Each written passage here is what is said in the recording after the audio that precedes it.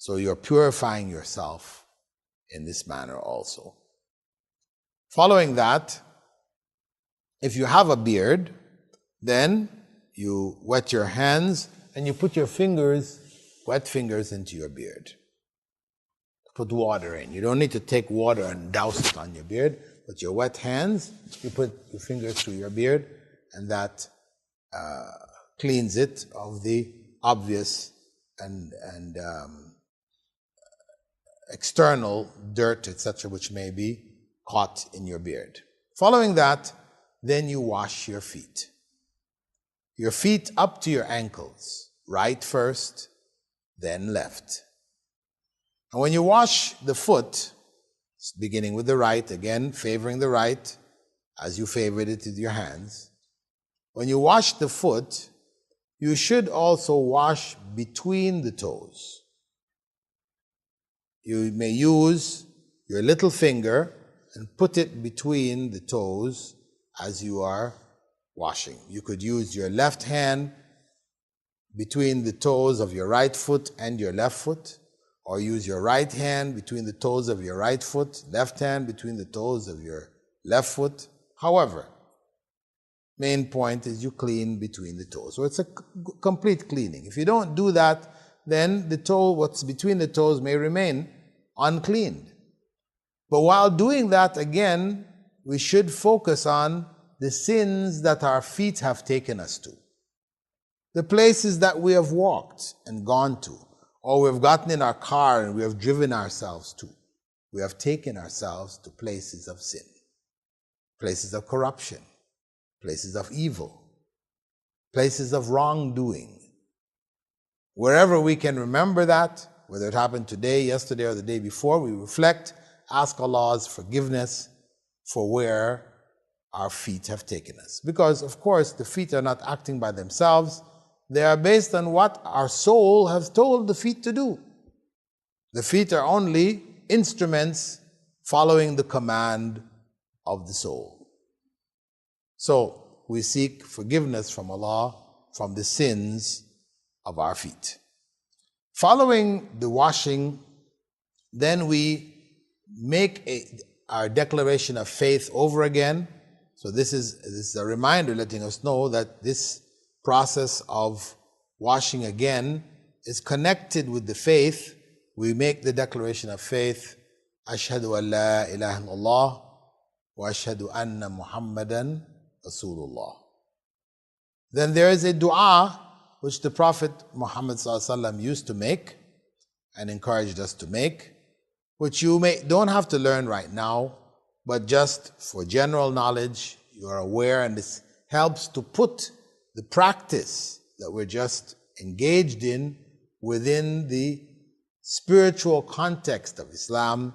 The Prophet ﷺ used to say, Allahumma ja'alna min at-tawwabin wa ja'alna min al-mutatahhirin. O Allah, make us among those who turn back regularly to you in repentance, and make us among those who purify ourselves from sin. So this is the act of wudu, the preparation for the prayer. So the prayer itself begins with the wudu. Without that wudu, we're not allowed to make the prayer. Prayer without wudu is not acceptable to God. So we have to purify ourselves physically, and even more importantly, purify ourselves spiritually in order to enter now into that communion with God known as the salah, the daily prayer. You should know at the same time that once you have entered into this state, there are acts which can nullify it, which can invalidate the state. Among the primary acts that you should be aware of is passing wind. Now, if whilst you are making wudu, you passed wind, you must start again from the beginning. Do it all over again.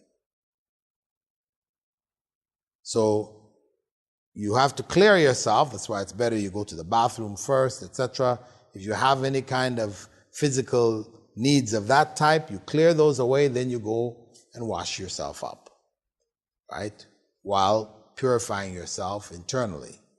So once you've entered that state, if you pass wind, then that state is broken. You have to redo the wudu over again. You have to re-enter into that state. Similarly, if you go to the toilet, you urinate or you defecate, or you have sexual relations, all of these will cancel this state. If you kissed your wife, it doesn't cancel the state. Though some scholars may have that opinion, the basic understanding in Islam, most common understanding, is that your state remains even with, if you accidentally touched a woman or any other thing of that nature, it doesn't change that state. So this is the basic preparation that you need to have to enter into the communion with God known as Salah. It should be noted that for women, if you are in a state of menses, that prayer is not an obligation at this point in time. When you're in your state of menses, that's a state of physical impurity, so you will not, which isn't cleared except by taking a bath once it is complete. So for women in their menses, you having accepted Islam at this point, you would not be obliged to make the prayer until your menses has ended.